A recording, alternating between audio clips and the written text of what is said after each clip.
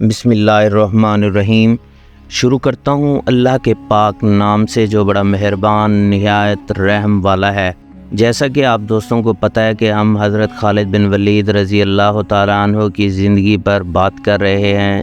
یہ اس سلسلہ کی چھٹی قسط ہے۔ اگر آپ دوست پچھلی اقساط دیکھنا چاہتے ہیں تو ہمارے چینل اسلام کی شان کو وزٹ کریں، اور اگر ویڈیو اچھی لگے تو اسے لائک کر دیں اور چینل کو سبسکرائب کر دیں۔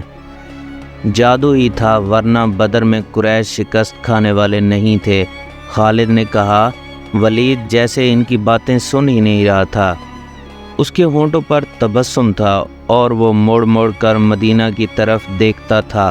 مدینہ سے کچھ دور ذی الحلیفہ نام کی ایک جگہ ہوا کرتی تھی۔ تینوں بھائی وہاں پہنچے تو رات گہری ہو چکی تھی۔ رات گزارنے کے لیے وہ وہیں رہ گئے۔ صبح آنکھ کھلی تو ولید غائب تھا، اس کا گھوڑا بھی وہاں موجود نہیں تھا۔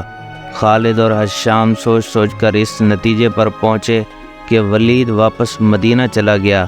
انہوں نے دیکھا کہ اس پر کوئی اثر نہیں تھا۔ یہ اثر مسلمانوں ہی کا ہو سکتا ہے۔ دونوں بھائی مکہ آ گئے۔ چند دنوں بعد انہیں مکہ میں ولید کا زبانی پیغام ملا کہ اس نے محمد صلی اللہ علیہ وآلہ وسلم کو خدا کا سچا رسول تسلیم کر لیا ہے، اور وہ آپ صلی اللہ علیہ وآلہ وسلم کی شخصیت اور باتوں سے اتنا متاثر ہوا ہے کہ اس نے اسلام قبول کر لیا ہے۔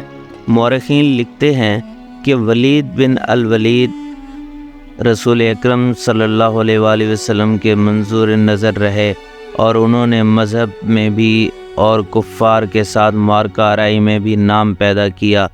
خالد کو اس وقت بہت غصہ آیا۔ ایک تو اس کا بھائی گیا، دوسرا 4000 درہم بھی گئے۔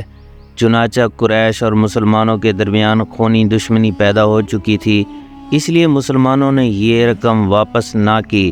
رقم واپس نہ کرنے کی دوسری وجہ یہ تھی کہ ولید نے رسول کریم صلی اللہ علیہ وآلہ وسلم کو بتا دیا تھا کہ قریش مسلمانوں کے خلاف فیصلہ کن جنگ کی تیاری کر رہے ہیں، اور اس کے لیے بے انداز درہم و دینار اکٹھے کر رہے ہیں۔ خالد مدینہ کی طرف چلا جا رہا تھا، اسے افق سے ایک کوہان سی ابری ہوئی نظر آنے لگی۔ خالد جانتا تھا کہ یہ کیا ہے۔ یہ احد کی پہاڑی تھی جو مدینہ سے 4 میل شمال میں ہے۔ اس وقت خالد ریت کی بڑی لمبی اور کچھ اونچی چوٹی پر چڑھ گیا اور وہاں پر چلا جا رہا تھا اور بولتا جا رہا تھا کہ احد احد۔ خالد کے ہونٹوں نے سرگوشی نکلی اور اسے اپنی للکار سنائی دینے لگی، میں ابو سلمان ہوں، میں ابو سلمان ہوں۔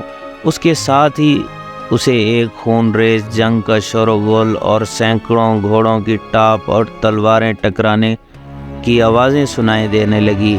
خالد یہ جنگ لڑنے کے لیے بے تاب تھا اور اس نے یہ جنگ لڑی۔ خالد کا ذہن پیچھے ہی ہٹتا گیا۔ 4 ہی سال پہلے کا واقعہ تھا۔ مارچ 625 عیسوی شوال 3 ہجری کے مہینے میں قریش نے مدینہ پر حملہ کرنے کے لیے جو لشکر تیار کیا تھا وہ مکہ میں اکٹھا ہو چکا تھا۔ اس کی کل تعداد 3000 تھی۔ اس میں 700 افراد نے زرہ پہن رکھی تھی، گھوڑ سوار 200 کے لگ بھگ تھے، اور رسد اور سامان جنگ 3000 اونٹوں پر لدا ہوا تھا۔ یہ لشکر کوچ کے لیے تیار تھا۔ خالد کو ایک روز پہلے کی بات کی طرح یاد تھا کہ لشکر کو دیکھ کر وہ کس قدر خوش ہوا تھا۔ انتقام کی آگ بجھانے کا وقت آ گیا تھا۔ اس لشکر کا سالار اعلیٰ ابو سفیان تھا، اور خالد اس لشکر کے ایک حصے کا کمانڈر تھا۔ اس کی بہن بھی اس لشکر کے ساتھ جا رہی تھی۔ اس کے علاوہ 14 عورتیں اس لشکر کے ساتھ جانے کے لیے تیار تھیں۔ ان میں ابو سفیان کی بیوی ہند بھی تھی، عمرو بن العاص کی اور ابو جہل کے بیٹے اکرمہ کی بیویاں بھی شامل تھیں۔ باقی سب گانے بجانے والیاں تھیں۔